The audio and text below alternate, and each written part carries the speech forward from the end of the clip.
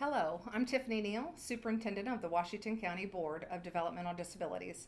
Today, I'd like to take a few minutes to share information about our organization, how services are funded, and answer some questions we've heard from members of our community.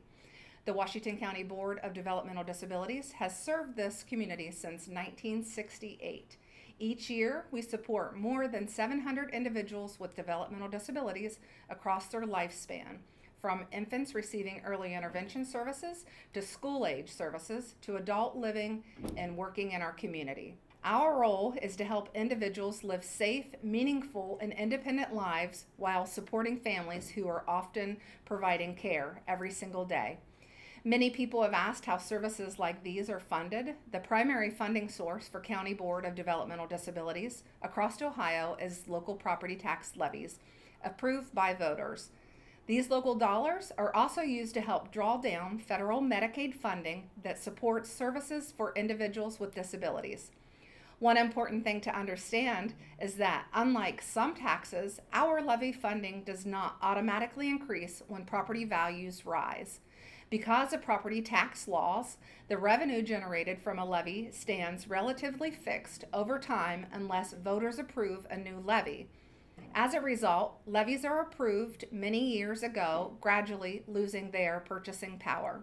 For example, the levy currently supporting the board was approved in 2003 and was originally for 3.6 mils. Due to state tax reduction factors, that levy today generates revenue equivalent to approximately 1.86 mils. At the same time, the cost of providing services has increased significantly. Since 2020, our expenses have increased approximately 49%, while our revenue has increased by only about 6%. One of the largest factors contributing to that change is the cost of Medicaid waiver services.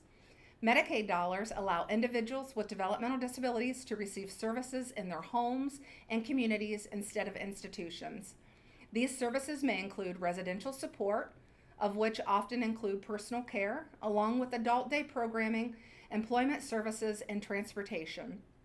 Under Ohio's funding structure, Medicaid covers about 64.8% of the cost of waiver services, while the local county board must pay 35.2% using local levy dollars.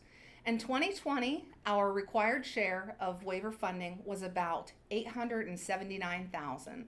In 2025, that cost exceeds $2.2 million, an increase of more than 150% in 5 years. In 2023, we also faced a major infrastructure challenge when the building's 40-year-old HVAC system failed. To prevent significant damage to the facility and the renovations that had already been completed, the entire system had to be replaced at a cost of approximately $2.7 million. The county commissioners directed that those costs be paid using our county board's carryover funds. While we had maintained financial reserves to responsibly plan for long-term sustainability, the combination of rising mandated service costs and a significant capital expense greatly reduced that financial cushion. As a result, we have had to make difficult decisions and changes to some services. Our preschool programs will transition back to the local school districts, and our school-age programming will remain in our building but will be provided by the Ohio Valley Educational Service Center. Additionally, our early intervention staffing, those who support children from birth to age 3, is being reduced in order to prioritize services that are mandated by state law.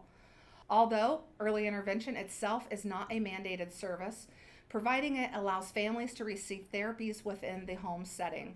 Without it, families would often need to seek services through medical providers where wait lists and travel are common barriers. Early intervention helps supports infants and toddlers during critical developmental years, with the hope that the early support may reduce the need for more intensive services later in life. Research shows that for every dollar invested in early intervention, approximately 17 is saved in future cost. It is also important to understand that the county boards cannot place levies on the ballot independently. Under Ohio law, levy requests must be approved by the county commissioners before appearing on the ballot. Our goal in sharing this information is simply to help the community understand how the system works.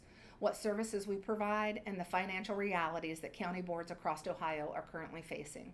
Thank you for taking the time to learn more about the Washington County Board of Developmental Disabilities and the work we do every day to support individuals and families in our community.